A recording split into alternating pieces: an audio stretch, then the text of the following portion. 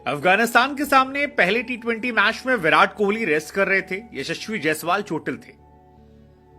लेकिन सेकेंड टी20 मैच में विराट कोहली वापसी कर रहे हैं। जायसवाल जो हैं शायद वो भी फिट हो जाएं। ऐसे में सवाल ये खड़ा होता है कि विराट कोहली की वापसी के साथ और जायसवाल के फिट होने के साथ रोहित शर्मा के साथ ओपनिंग कौन करेगा?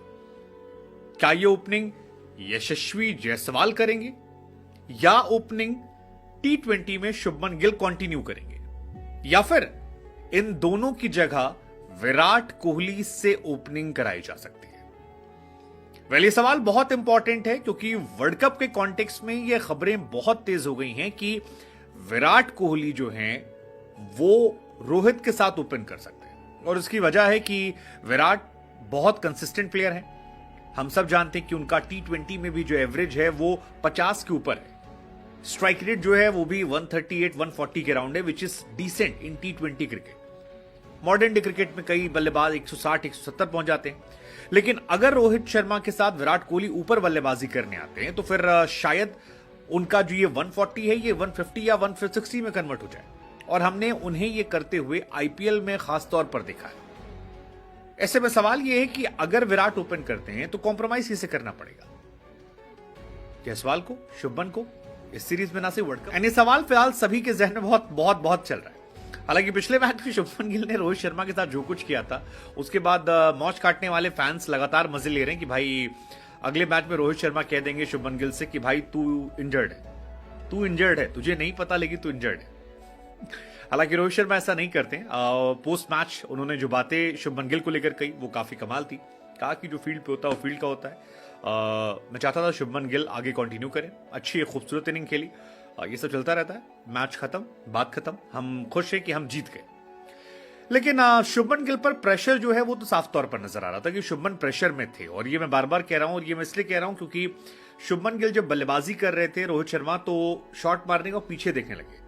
पीछे देखने के बाद रोहित को भागते हुए देखा, उसके बावजूद वो भागे नहीं थे। आप याद कीजिए दूसरी बॉल पर वो शॉट शुभमन ने देखा, पीछे बल्ला बल्ला ऐसे करते रहे, रोहित काफी नजदीक आ गए, उसके बावजूद वो नहीं भागे क्योंकि उन्हें पता था कि उनके विकेट की अहमियत क्या है शुभमन गिल की।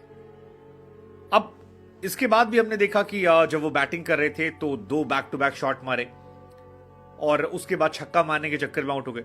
सो शुभमन गिल को ये समझ में तो आ गया है कि यार मामला जो है वो गड़बड़ चल रहा है, क्योंकि एक तरफ जायसवाल हैं जिनका स्ट्राइक रेट बहुत अच्छा है, रोहित कैप्टन है तो वो खेलेंगे, और विराट के आने से शुभमन के ही चांसेस कम होते हैं क्योंकि विराट कोहली कंसिस्टेंसी का दूसरा नाम है। उसके अलावा सवाल है कि क्या है।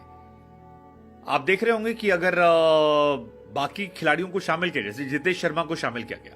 अब जितेश शर्मा को शामिल इसलिए किया आता है क्योंकि वो तेज खेलते हैं। ध्रुव जुरेल का टेस्ट में सिलेक्शन हो रहा है, रिंकू सिंह का सिलेक्शन हो रहा है। ये सारे खिलाड़ियों का सिलेक्शन इसी बात को लेकर हो रहा है क्योंकि ये तेज खेलते हैं। यशस्वी जायसवाल और शुभमन गिल में जमीन आसमान का फर्क नजर आता है।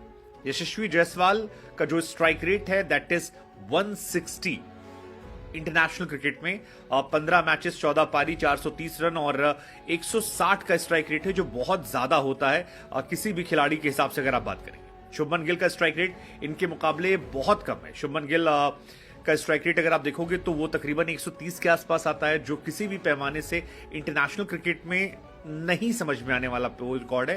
क्योंकि आप इतने अच्छे अगर बैट्समैन हैं तो फिर आपको ध्यान रखना पड़ेगा कि आपके लिए उस तरह से स्टैट्स है। शुभमन के स्टैट्स की अगर मैं बात करूं तो शुभमन का 25 का एवरेज है और टी20 में उनका जो स्ट्राइक रेट है वो भी कम है। अब सवाल ये होता है कि यार कम